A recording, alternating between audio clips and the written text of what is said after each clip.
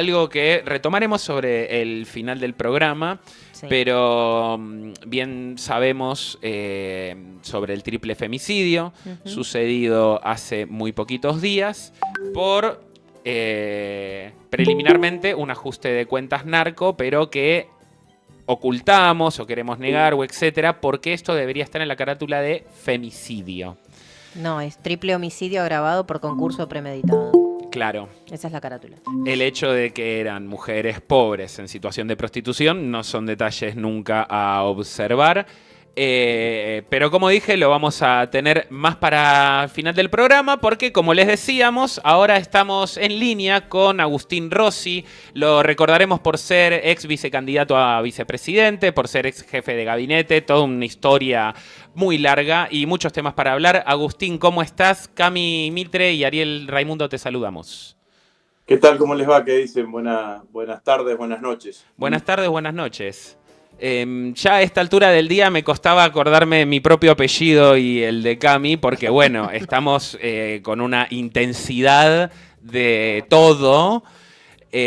Supongo que vos estarás igual, además en plena campaña.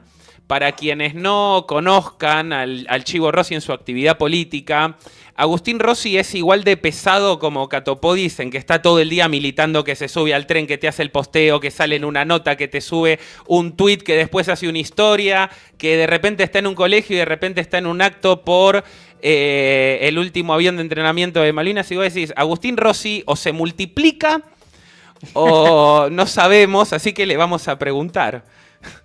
¿Tenés un clon? No, bueno, primero uno es un militante político, ¿no? Y bueno, y en general siempre he tomado la militancia política con mucha intensidad de hace muchísimos años. He dedicado mucho tiempo y siempre ha sido una cuestión prioritaria en mi vida, ¿no? Obviamente que además los procesos electorales, las campañas electorales, hacen que uno de los bienes que le escasean a los candidatos es el tiempo. No tenés tiempo libre, porque siempre hay alguien que te pide estar, que te pide una reunión, y bueno, y eso hace que uno intente estar la mayor cantidad de tiempo en la mayor cantidad de lugares. En tercer lugar, no es fácil. Bueno, nombrabas el ejemplo de Cato, que yo tengo muchísimo afecto y fui compañero de él en el gabinete. No es fácil hacer una campaña en la provincia de Santa Fe, ¿no? En la provincia de Santa Fe es una provincia muy extensa, mucho más larga que ancha, pero es una provincia además que tiene una lógica donde el electorado exige que estés presencialmente, no alcanza con una comunicación de tipo, de tipo virtual. Claro. Y me parece que sea bien, porque yo la he recorrido en muchísimas oportunidades. Imagínate que la primera vez que fui candidato a diputado nacional fue en el año 2005, hace 20 años, y la recorrí en innumerables cantidades de oportunidades, y desde allí acuñé un lema de que no se puede defender lo que no se conoce y que para conocerlo hay que recorrerlo. Entonces, para conocer a Santa Fe hay que recorrer Santa Fe. Así que eso también te hace... hoy estoy en Rosario, pero llegué ayer del noroeste de la provincia de Santa Fe, en donde entre lunes, martes y miércoles y jueves hicimos localidades como San Vicente, Rafaela, Sunchales, San Cristóbal, Ceres, Tostado, Villaminetti, y en muchas de ellas con actos importantes o con actividades importantes. Acá tenemos una metodología que hemos suplantado los actos por asambleas ciudadanas, ¿no? Y entonces la Asamblea Ciudadana es un lugar en donde no solamente se escucha a los candidatos, sino que circula la palabra, ¿no? Claro. Entonces, obviamente que es mucho más interesante, mucho más rico, mucho más largo también. No, dura más, me imagino, y me estás dando pie con esto, antes de ir a la agenda, a la constituyente, antes de ir a todo eso, te pregunto por fuera del Agustín político, del Agustín militante. Venimos de 3 elecciones, está bien que no estamos hablando de elecciones presidenciales, pero donde vemos una merma impresionante en la participación de de la ciudadanía en el ejercicio del voto. Hay un montón de respuestas, ¿sí? Desde un análisis profundo que se puede hacer, pero vos como militante, como persona que recorre, que ahora nos están contando que estás en distintas asambleas, ¿cuál es la primera respuesta que se te viene como militante en decir, che, un país que siempre tuvo el 80% de participación ciudadana en el voto, ahora de repente en Santa Fe 50%? A mí me parece un dato alarmante, sobre todo para quienes se deben a la política. Bueno, eso es así y como vos decís, tiene múltiples respuestas, ¿no? La primera respuesta, la más coyuntural, la gente está decepcionada con la política, cree que una votación no le impacta y no le define nada de su vida, tiene una mala formación, un mal concepto de la política, de la actividad política. Estas cosas generalizadas, todos los políticos son iguales, todos los políticos son chorros, los que se meten en política tienen que ver exclusivamente por su interés personal. Y eso sumado a que yo creo que lo que ha habido en las últimas elecciones es que hay un votante que votó muy entusiasmado, con muchas expectativas al actual presidente Milei, que ahora está decepcionado con el presidente Milei, pero expresa su decepción, expresa su enojo, no votando a una lista opositora a Milei, sino que votando quedándose en su casa, digamos, ¿no? La forma de expresar su enojo es quedarse en su casa, ¿no? Eso por un lado. Después, yo como militante político tengo la obligación de pensar un poquito más allá, ¿no? Sí. Y en el pensar un poquito más allá, digo, la campaña de descalificación a la política no es una campaña que ha aparecido ahora, sino que yo creo que apareció al otro día, el 10 de diciembre del 83, cuando se recuperó la democracia. Porque en general a los poderes corporativos les interesan o se sienten mucho más cómodos en las democracias de baja intensidad. Y las democracias de baja intensidad generan gobiernos débiles. Democracias de baja intensidad son democracias con bajos niveles de participación. Sí. Mi mirada es que el principal clivaje de la democracia argentina no es oficialismo versus oposición, sino es la política versus las corporaciones. ¿Por qué? Porque la política es la única que piensa en el interés general y las corporaciones solamente piensan en su propio interés. Las corporaciones son facciosas, por autonomacia son facciosas. Y el gran desafío de la política es, bueno, ¿cómo hacemos para disciplinar al poder corporativo detrás del interés general, que es el interés del conjunto de la sociedad? Como las corporaciones, que son las que siempre están, independiente de los políticos pasamos, los poderes corporativos siempre están, saben de esto y tienen claro que esta es la disputa, lo que buscan es generar o generan de alguna manera un sinsabor sobre la política que hace que mucha gente diga, yo con la política no quiero saber nada, yo de política no entiendo, a mí la política no me interesa, me quedo en mi casa. Y con eso lo que están haciendo es quitarle al pueblo argentino, a la sociedad argentina, la única herramienta que tiene el pueblo argentino, que tiene la sociedad argentina para producir las transformaciones sociales y económicas necesarias que se necesitan para tener una vida más digna, una sociedad más justa, una sociedad más equilibrada. Entonces, hay también una campaña que nosotros no tenemos que desmontar, partiendo de la base que hubo actitudes de la política o actitudes de los políticos que generaron esta decepción, esta distancia de la sociedad argentina para con la política. Pero bueno, es toda una tarea, ¿no? Porque yo creo que la derecha y el poder corporativo claramente se siente muy cómodo con democracias de baja intensidad que generan gobiernos débiles a los cuales le pueden imponer fácilmente condiciones. Bueno, esto es lo que hay que hacer en el plazo más largo, en el plazo más corto. Mi mensaje es muy simple, es decir, si todavía después de todo lo que pasó estás de acuerdo con Milei, ahí tenés la lista de La Libertad Avanza para ir a votarla. Si estás en desacuerdo con Milei, no te quedes en tu casa, vení y votá una lista de la oposición. Fuerza Patria es la lista más importante de la oposición, porque si te quedas en tu casa y estás enojado con Milei, el único que celebra es Milei. Chivo, ¿vos pensás que el peronismo está transitando o está saliendo de una crisis de representación? No escuché bien. A ver, explícame, decime de No, vuelta. si vos pensás que el peronismo capaz está saliendo de una crisis de representatividad, mejor dicho, desde el final del gobierno de Alberto Fernández hasta ahora. Bueno, es un desafío que tenemos, ¿no? El problema de los desafíos trascendentes es que siempre se buscan ansiolíticos para resolverlo. Entonces digamos, no, bueno, tenemos crisis de representatividad. Bueno, entonces renovemos, pongamos caras jóvenes.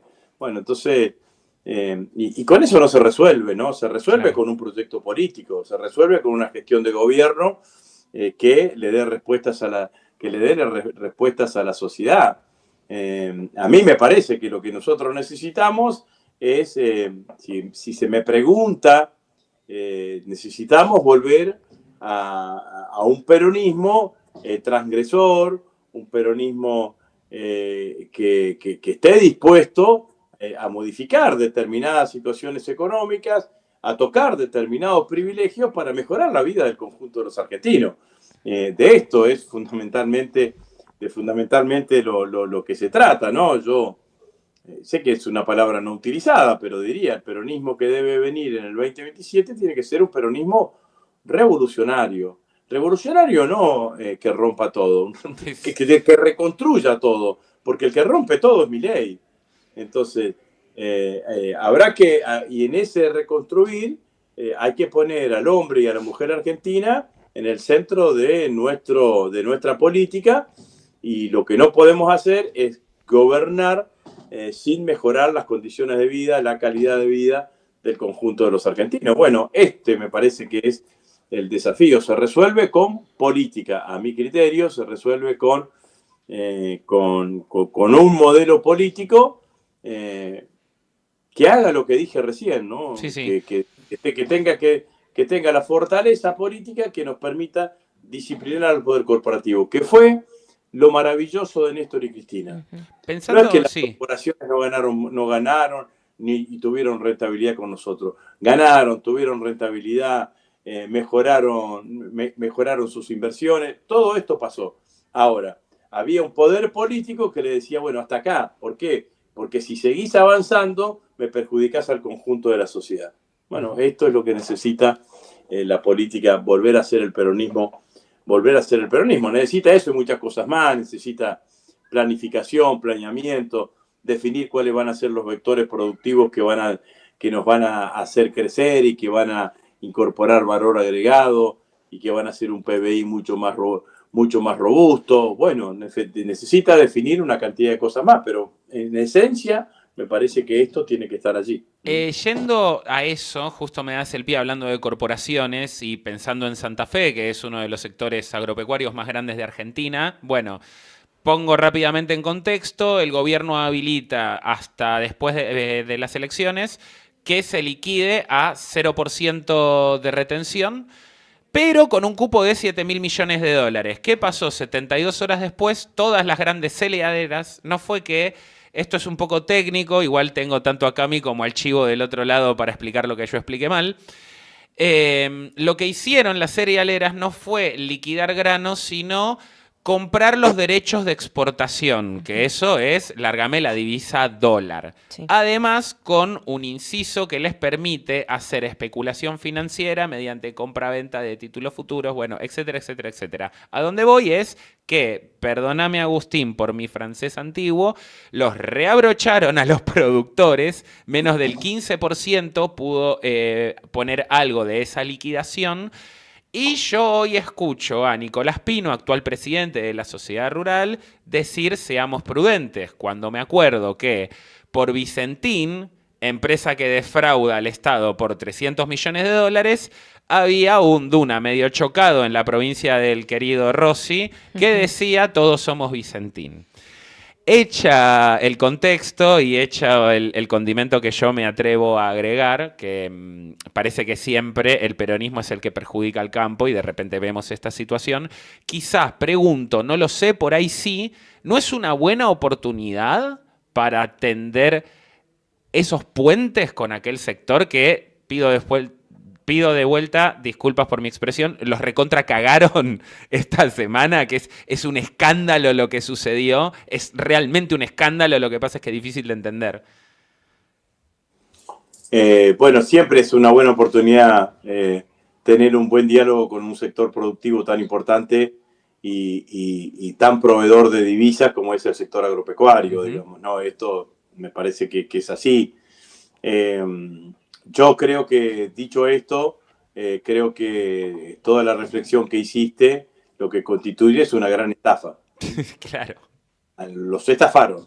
Los estafaron a los productores agropecuarios y estafaron a los argentinos. Porque lo que sucedió, tal cual vos lo describiste, con cuál es el mecanismo, las grandes cerealeras y las grandes exportadoras lo que hacen es que escribieron exportaciones hasta completar los 7.000 millones de dólares, hasta completar los 7.000 millones de dólares. Entonces, si tenían, por ejemplo, soja que ya habían comprado, la compraron pagando el precio internacional de la soja menos el 26% de retenciones. Digamos, la vendieron cuando la exportaron sin ese 26%, ganaron ese 26%, punto número uno. Y si no la compraron, porque es muy probable que no la tengan a toda esa soja, sino que la tengan que salir a comprar, como ya se completó el cupo de 7.000 millones de 7.000 millones de dólares, seguramente la van a pagar en algunos casos con retenciones del 26%, o quizás en otras se dé una negociación y que le hagan un descuento un poco menor, sabiendo los productores que esas grandes exportadoras ya liquidaron con retenciones cero. Claro. Entonces, en lugar del 26%, que sea el 15%, pero igual... Pero se llevan una ganancia. Igual van a tener una ganancia enorme.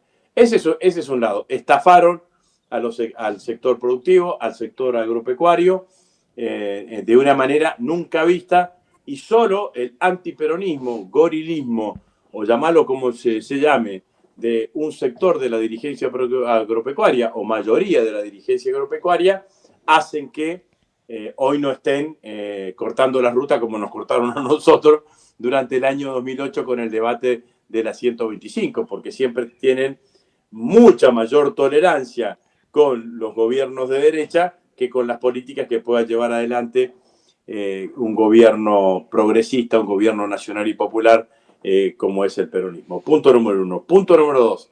Se robaron 1.500 millones de dólares que eran de todos los argentinos. Sí. Porque eso es... porque eso es enorme el efecto que eso tiene desde el punto de vista fiscal. Esos 1.500 millones de dólares significan financiar casi el 100% de la ley de emergencia en discapacidad durante un año. Claro. Entre otras cosas. Entonces, estafaron a los productores, entre Milei y la cerealera, que yo estoy convencido que sabían antes que esta medida se venía. Sí, claro. Sabían antes que esta medida se venía. Estafaron al Estado Nacional, que está en contra de los degenerados fiscales y que no me van a tocar, que el déficit fiscal les regaló a las cerealeras 1.500 millones de dólares. ¿Para qué? Para que le liquiden 7.000 millones de dólares, que son los 7.000 millones de dólares que van a utilizar para tratar de mantener el tipo de cambio hacia la baja o estable, porque creen que el único activo que tienen para hacer una elección razonable es la baja de la inflación, y que si el tipo de cambio se va para arriba, tienen un escenario inflacionario mucho más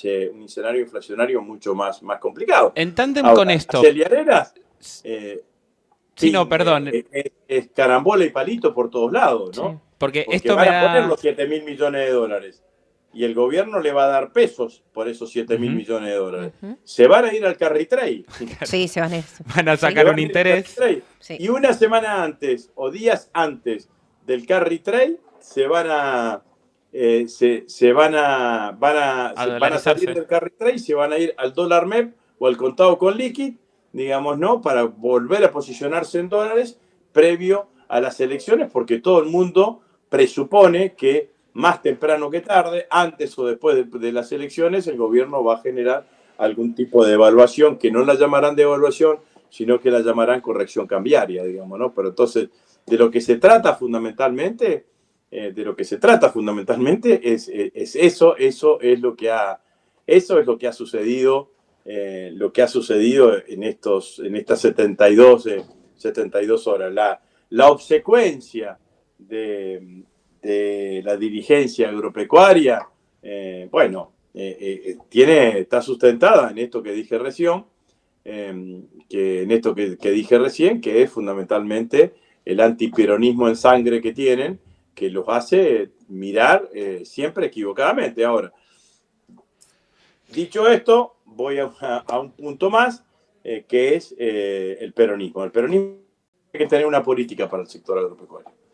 Y la política para el sector agropecuario tiene que tener una mirada integral con el sector, claramente, un reconocimiento que el sector es un sector importante desde el punto de vista productivo para el conjunto de la economía de nuestro país, y tiene que tener políticas concretas. Yo estimo dos. Una, Sí. los derechos de exportación no se van a poder segmentar, no se van a poder anular. Bueno, Estados Unidos pidió que rápidamente se reimpongan los derechos de exportación, pero sí se puede segmentar. ¿Qué significa segmentar? Que el pequeño y mediano productor no pague lo mismo que los grandes pools de siembra que todavía existen en la Argentina. Que el pequeño y mediano productor tenga un derecho de exportación diferenciado, más abajo, obviamente, de lo que... sí, que el gran arrendatario, claro. De lo que tiene el gran productor. Y el otro punto es tener una ley de arrendamiento. Claro. Una ley de arrendamiento para proteger al que trabaja. No tengo nada contra los propietarios, pero sí generar algún tipo de marco de protección al contratista que trabaja la tierra, con un tope, obviamente, porque si no vamos a terminar beneficiando a los grandes pools de siembra, que son los que alquilan, digamos, ¿no? Pero al pequeño contratista, al mediano contratista, que trabaja su unidad productiva más una o dos más unidades productivas, bueno, me parece que hay que tenerlos en cuenta también con una ley de arrendamiento. Bueno, me parece que esto es lo que tiene que hacer el peronismo. Tenemos que tener una política hacia el sector, sabiendo que tiene el sector una dirigencia que es profundamente antiperonista. Chivo, me surge hacer esta pregunta, ¿no? Con todo el recuento de situaciones que estás haciendo, ¿no? En primer lugar, la inyección de dólares para mantener el precio del dólar dentro de las bandas cambiarias. El riesgo país, que hoy picó en 1083 puntos según JP Morgan. ¿Cuánta durabilidad más tiene esta situación, no? Porque digo, sube el riesgo país, no sé, no, está bien, la inflación planchada, pero digo, la última vez que la inflación estuvo tan baja fue con De la Rúa. Sí, igual quiero agregar que la mayorista subió al 3. Sí, la mayorista subió. Después, si vos te pones a ver internamente dentro del de la encuesta permanente de hogares y de cómo se miden, hay determinados sectores que sí subió por más, ¿no? Estamos hablando siempre del promedio, que es el número final. Pero, ¿cuánto más se tolera esto? Bueno, me parece que lo primero que hay que decir es que el plan económico fracasó, ¿no? Ya fracasó, digamos. Todo lo que tenemos hasta ahora es un presidente y un ministro de Economía que están rascando la olla y que están tratando de llegar, aunque sea con pulmotor, a las elecciones, y que el resultado electoral mágicamente le dé algún tipo de respaldo, que yo no creo que lo van a tener, pero van a tratar de dibujar algún resultado electoral que les permita generar algún tipo de expectativa, pero claramente el plan económico es un plan económico que ha fracasado. Es un plan económico clásico, liberal, que se basa en el endeudamiento, y el endeudamiento para tener un tipo de cambio barato, un tipo de cambio bajo, que funcione como anclaje de la inflación, pero que al mismo tiempo permita favorecer a los sectores de ingresos altos, que son los únicos que pueden tener consumos suntuarios en la Argentina, ¿no? Yo me reía, el otro día leía una noticia hace un par de meses atrás de que este año iba a ser el año de mayor patentamiento de Ferraris en la Argentina, y es el año de menor consumo de carne per cápita en la Argentina, en la historia. Claro. Sí. Entonces, claro cómo Es una radiografía es un modelo clara, sí. económico que orienta o favorece un consumo de los sectores altos de la sociedad y perjudica el consumo de la mayoría de la sociedad. Un plan económico que desde el punto de vista de la absorción de dólares se ha chupado todo lo que le han dado, digamos, ¿no? Una buena superávit de la balanza comercial el año pasado. El blanqueo. El blanqueo de capitales, que no es flujo, sino que es stock. Es stock, porque sí, se sí. da una única vez. La guita del fondo. El superávit comercial de este año, los 20.000 millones de dólares, que han tenido, que les ha dado el fondo, que no les dio la totalidad, pero bueno, les dio creo que 12.000 millones y ahora van en camino de chuparse estos 7.000 millones de dólares, que le quedaron de una liquidación anticipada de exportaciones. Sí. En el medio de ¿qué? De un programa económico que ha inducido una recesión brutal en la Argentina, ¿no? Chivo, Porque ahí me quiero detener un segundo, porque justo mencionabas el tema de la deuda y el plan económico, y quiero tener mucho cuidado con esto que voy a decir. Además, vos fuiste el ministro de Defensa y fuiste jefe de gabinete. Estamos viendo una situación inédita en la relación con Estados Unidos. Me atrevería a decir... no encuentro precedente porque esto no es comparable a la crisis del tequila. Digo, no habían otras economías en riesgo. No estamos dentro de un NAFTA con Estados Unidos. No tenemos una relación comercial importante con Estados Unidos. No somos competidores. No somos competidores incluso. Y tenemos a Scott Bessent anunciando vamos a hacer todo lo que sea por Milei. De hecho... Ese gran tuit a mí me pareció casi una indicación de medida de gobierno. Digo, a mí no me parece comparable, no sé, las visitas que hizo Lauda Richardson desde el 2013 en adelante, podemos hablar una semana o no al respecto, pero otra cosa es que el secretario del Tesoro de Estados Unidos diga, bueno, nosotros vamos a meternos en el gobierno, Te pregunto, Chivo, vos que fuiste jefe de gabinete, vos que fuiste ministro de Defensa, que una potencia extranjera tenga injerencia en una nación a tal nivel, ¿esto puede afectar la política cotidiana y nacional de ese país? Bueno, la respuesta es claramente que sí, lo viene haciendo, no solamente a través directamente de los Estados Unidos, sino que lo viene haciendo a través del Fondo Monetario Internacional, que es un actor político claro, ¿no?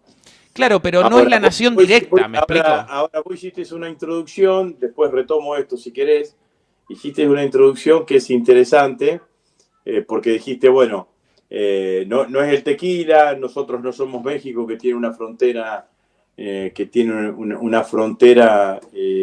muy extensa y una vinculación muy importante con los Estados Unidos.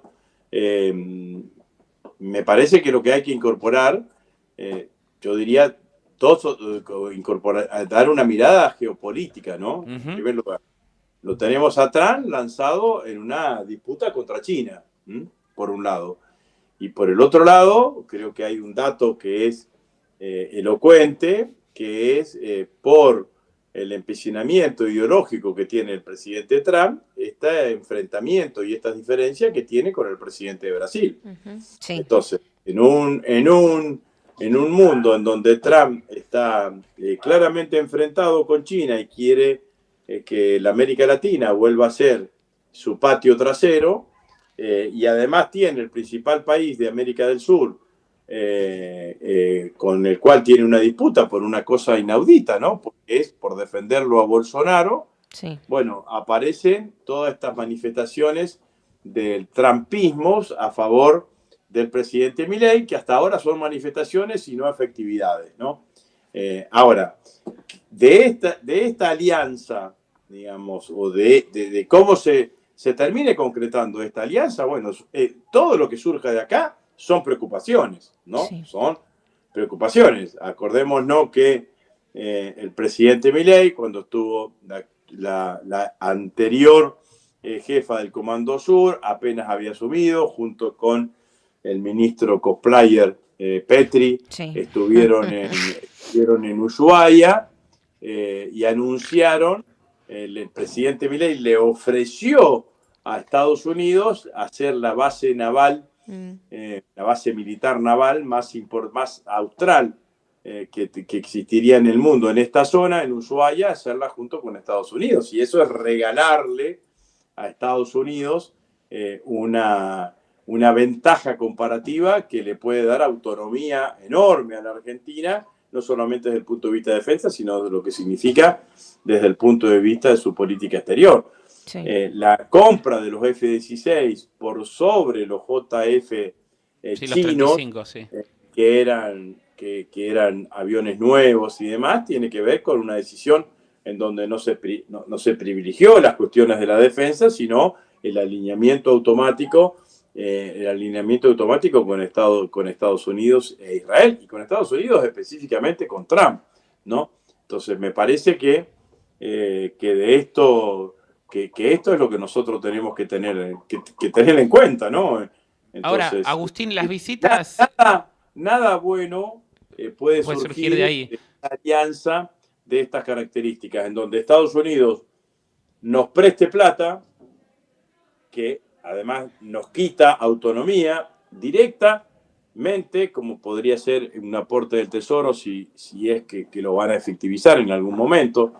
Muchas veces estas cosas se dicen pensando en que el emisor que lo dice quiere que alcance solamente con las palabras. Claro. Porque Claro. a Trump todo esto internamente no le sale gratis, no le salió gratis ni las declaraciones, ni le salió gratis la decisión de Argentina de bajar los derechos de exportación. Por eso le pidieron inmediatamente que los pongan, porque perjudican a sus propios productores, digamos, ¿no? Entonces, independientemente de esto, si te prestan plata vía fondo o te prestan plata en forma directa, en algún momento te lo van a querer cobrar. Fue lo que le hizo Trump a Zelensky.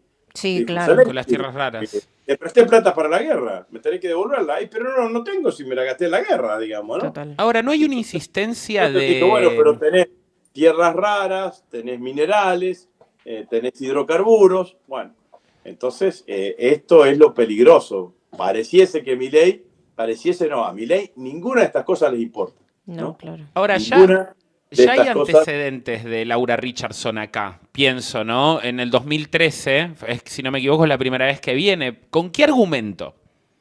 Yo me imagino, estoy hablando hace muchos años atrás, pero teniendo la visita previa, ¿qué hace la comandante de una fuerza militar en otro país? ¿En calidad de qué? Por ahí es una visita institucional, está muy bien, pero me pregunto ¿por qué? ¿Por qué iría el comandante en jefe de una fuerza a un país? Bueno, los Estados Unidos son un país que lo primero que hay que entender a Estados Unidos, digamos, ¿no? Estados Unidos, al igual que las superpotencias, Estados Unidos, Rusia, China, consideran que su territorio no termina en los límites de su propio país. Su territorio es un mundo, digamos, ¿no? Entonces, el Comando Sur del Pentágono es uno de los tantos comandos que tiene los Estados Unidos para relacionarse con el mundo. De hecho, es uno de los que tienen menores presupuestos para su funcionamiento. Yo, como ministro de Defensa, recibí al anterior jefe del Comando Sur, Sí. a Fale, Sí. que su preocupación era China, por sobre todas las cosas. Y eso que hablamos ya hace unos cuantos años. La base, su preocupación era China, las relaciones que nosotros teníamos con China. Me acuerdo que lo recibí en plena pandemia, y yo le dije... Sí, 2021 fue, ¿no? Sí, sí, ya pasó. Que estuve con él. Mm. No es que me lo reclamó ni nada, quiero ser honesto, pero le dije, mire, si Estados Unidos no nos da vacuna, compramos a Sinopharm. Claro, Totalmente. claro, 2 más 2, 4, claro. China, Sí. digamos, ¿no? Esto, Esto es claramente así. Y sobre la base naval en Ushuaia, que me manifestó su mirada y de hecho fue a Ushuaia, yo no lo acompañé, obviamente, lo hice acompañar por el par de él acá, que es el jefe del Estado Mayor Conjunto. Su preocupación era que no la hiciésemos con los chinos, no, Claro. no era que decía no la hagan. Claro, era no la hagan con los chinos. Para nosotros está bien. Por eso digo que lo de Milei en ese momento era sobre exageración. Bueno, Faller era gobierno de Biden y venía con el discurso de los demócratas, que era la democracia contra la autocracia china, digamos, ¿no? Sí. Bueno, pero después está en cada uno, digamos, ¿no? Yo siempre dije, miren, nosotros somos un país autónomo, tenemos buenas relaciones con los Estados Unidos y las queremos intensificar. Tenemos buenas relaciones con China y las queremos intensificar. Tenemos buenas relaciones con Rusia y las queremos intensificar. Sí. Ahora, queremos mantener nuestro grado de libertad. Claro. Ahora dice que van a comprar los blindados a ruedas canadienses / norteamericanos, que son los Stryker, digamos, ¿no? No son anfibios. No son anfibios porque fueron diseñados para la guerra de Irak, donde era el desierto. Entonces, ¿Que nos los están vendiendo como si fueran vehículos anfibios? Lo van a comprar o quieren comprarlo eso cuando los blindados a ruedas que se llaman guaraní, que utiliza el ejército brasilero, son anfibios, como los Norinco que utilizan los chinos también son anfibios, que servirían mucho más para la Argentina. Entonces, no se toman las decisiones en base a una política de defensa, sino que se toman las decisiones en base al alineamiento internacional que tienen los Estados Unidos, que tienen el gobierno, que en este caso es de sometimiento.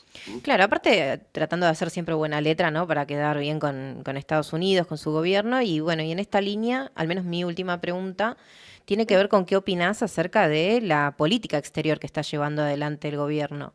Hoy, por ejemplo, en la ONU, en el discurso de Milei, en el discurso de Netanyahu, la mayoría de los diplomáticos se levantaron y se fueron. Digo, incluso en la votación que hubo hace poquito también en la Asamblea General para que todos los países reconozcan a Palestina como un Estado soberano, como un país propiamente dicho, y a la Autoridad Nacional Palestina como su gobierno oficial, desplazando el gobierno a Hamás. Argentina votó en contra, algo contradictorio, porque Argentina ya reconoce desde el 2011 a Palestina como un Estado, ¿no? Bueno, es vergonzoso, ¿no? Porque la verdad que la política exterior de la Argentina rompe la tradición de la política exterior, ¿no? No sé. Además, es vergonzoso y además estas cosas a mí me generan entre bronca y tristeza, ¿no? Porque el mundo hoy no es el mundo posterior a la caída del muro de Berlín. El mundo posterior a la caída del muro de Berlín, a la disolución de la Unión Soviética, fue un mundo unipolar. Entonces, en todo caso, Menem, en la década del 90, tenía ese justificativo. Decía, miren, lo único que quedó en pie en el mundo es los Estados Unidos. Es el imperio, es el país más importante desde el punto de vista económico, desde el punto de vista bélico, desde el punto de vista armamentístico, entonces me alineo acá. Ahora, este mundo es un mundo multipolar. China no es ya el sur, es otro norte. Y Rusia, la Federación Rusia, busca su lugar en esa escena. Entonces, en un mundo multipolar, los países emergentes, como somos nosotros, que somos un país de medianos ingresos, pero que somos la 8ª superficie del mundo, que tenemos recursos naturales y demás, tenés una cantidad de posibilidades para hacerte valer en el contexto internacional. Sí, total. Y tomar las decisiones que le favorezcan más a tu país. Es inentendible lo que están haciendo, porque la realidad es que cuando vos te empecés a mirar el comercio exterior de la Argentina, 8, escúchenme bien este dato, 8 de cada 10 dólares que exporta la Argentina van a Oriente. Sí, claro. Sí. 8 de cada 10 dólares que importan la Argentina, van a Oriente. Entonces, a mi criterio, la política exterior, además de vergonzosa, es una política exterior solamente comparable con la de la década infame, ¿no? Sí, claro. Cuando además la frase aquella del Julito Argentino Roca, de Julito Roca, el hijo de Julio Argentino Roca, en ese momento vicepresidente, diciendo somos la perla más preciosa de la corona de su majestad. Arreglando además con el imperio, con la parte del imperio que se estaba cayendo en ese momento. porque el imperio que emergía en la década del 30 del siglo pasado eran los Estados Unidos y Gran Bretaña venía achicando acá. Acá el imperio que emerge es China. Yo no digo que haya que arreglar con China, pero por ejemplo tener relaciones equilibradas. Sí, comerciales, claro. Relaciones pares, digamos, ¿no? Entonces me parece que de esto es fundamentalmente lo que se trata, ¿no? La imbecilidad que significó haber renunciado a los BRICS y quitarse una posibilidad de financiamiento solamente por una cuestión ideológica, por si yo con los comunistas no negocio, pero viejo. Y negociás con los comunistas, de hecho. Claro. Digamos, no, estamos en la época de las cavernas. La verdad es que nos ha tocado el peor presidente en un momento en donde cualquier presidente que se precie de tal, que diga, che, yo quiero a mi país, quiero que mi país sea un país autónomo, que crezca y demás, bueno, buscaría otro tipo de diálogo con el resto de las potencias del mundo, ¿no? Agustín, la última, y antes voy a aprovechar, lo vamos a comprometer a Agustín Rossi en vivo, si algún día está por Buenos Aires y nos quiere dar una entrevista de por lo menos 2 horas, lo esperamos con el mate, la factura, el almuerzo, la cena, todo. Pero nunca alcanza el tiempo para conversar contigo, Agustín, debo decir. Con todo gusto después de las elecciones. Cortalo, después de las elecciones el Chivo Rossi en estudios. Un día que esté en Buenos Aires, hacemos la entrevista el tiempo que quieran.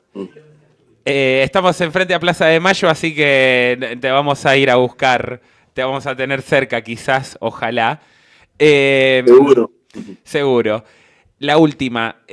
Bueno, hicimos un repaso, hablamos del tema de la liquidación de dólares, estábamos hablando de la política exterior, estamos hablando de no sabemos si hay un ultra archi mega alineamiento, unas relaciones carnales nunca vistas con los muchachos del norte. ¿Se puede revertir esto, Chivo? ¿Qué tanto se puede revertir esto a nivel político, a nivel medidas? ¿Hay algo que se pueda considerar daño permanente? Todo se puede revertir. El problema es que te lleva tiempo y tenés que empezar. Digamos, miren los gobiernos de Néstor y de Cristina. Le pagamos el 100% de la deuda al Fondo Monetario Internacional. Hubo una generación de argentinos que durante 10 años no hablamos del fondo. Cierto. No aparecía la palabra del fondo acá. Pagamos al fondo, nacionalizamos YPF, nacionalizamos Aerolíneas Argentinas, aguas de saneamiento. Llevamos adelante políticas de infraestructura urbana, de infraestructura energética. Si no me equivoco, bajo tu gestión... Fomentamos el desarrollo de la UNASUR. El Pucará 3 en 2 series se sacaron en tu gestión. Se retomó la tecnología del Pucará 2, si no me equivoco, y se elaboró el Pucará 3. De hecho, un avión que llegaba a 815 kilómetros por hora. Algo inédito para el Cono Sur, ¿no? Radarizamos el país. Claro. En el año 2004-2005, cuando Néstor lanza el SINVICA, Sistema Nacional de Vigilancia y Control Aeroespacial, existían solamente 4 aeropuertos con radares en la Argentina. Hoy existen más de 26 aeropuertos y además tenemos radares primarios en toda la frontera norte y ya más adentro también de la Argentina. Y lo más importante, fabricados en la Argentina. Claro, hechos acá. Entonces, claramente que se puede hacer. Yo digo, figurativamente, digo que hay una parte de nuestra plataforma electoral del 2027 que ya está escrita, digamos, ¿no? Primer punto, esto es figurativo, ¿no? Sí. Hay que hacer un decreto que diga algo así: deróguese todas las resoluciones, decretos y decisiones administrativas que ha tomado el presidente Milei durante los 4 años de su gestión, digamos, ¿no? Hay gente aplaudiéndote en el estudio. Hay gente que te está aplaudiendo en el estudio, ¿eh? Hay gente que te está aplaudiendo en el estudio. Bueno. Primer punto. Segundo punto. Hay que resolver la cuestión de la libertad de Cristina, digamos, ¿no? Entonces es indulto o lo que sea, pero Cristina no puede estar un día preso con un gobierno nacional y popular. Tercer elemento, la deuda como está no se puede pagar. Entonces a partir de ahí ya tenemos nuestra base de programa que vamos a tener los próximos 4 años de un gobierno nacional y popular. Chivo, clarísimo, queda el compromiso para la próxima y te agradecemos por tu tiempo. Bueno, muchas gracias, chicos. Un placer. Gracias. Y adelante. Chau, chau. Estamos en comunicación. Bueno, hablábamos con Agustín, el Chivo Rossi. ¿No lo sentís como un tío? Tipo. No. No, amiga, ves que no se puede. No, digo, como un familiar, ¿viste? En la forma en la que él trata. Sí, puede ser. Es muy ameno hablar Es muy con ameno él. eso. Mi primera entrevista, de hecho, siendo estudiante de periodismo, fue con él. Fue con Mira. Hace varios años ya. Y fue siempre muy ameno. A Pero mí- no, se ve que no lo hicimos enojar porque mantuvo su color blanquito de piel, no se puso rosa. No se puso rojo. A mí me lo encajó nuestro querido productor general un lunes a las 9:15 de la mañana. Me dijo, che, está Rosy para salir. Yo ya tenía todo el programa armado. No Y va no a le ser podés así, decir que no. ¿Qué le vas a decir que no? Escúchame, nos vamos a un corte que ¿sabés quién viene ahora? ¿Quién? Norma, Ay, qué buena. Norma y Sofi, tenemos columna, mis amores. Bueno, nos vamos a una cancioncita, vaya a saber Dios cuál, la que eligió nuestro queridísimo Cholo.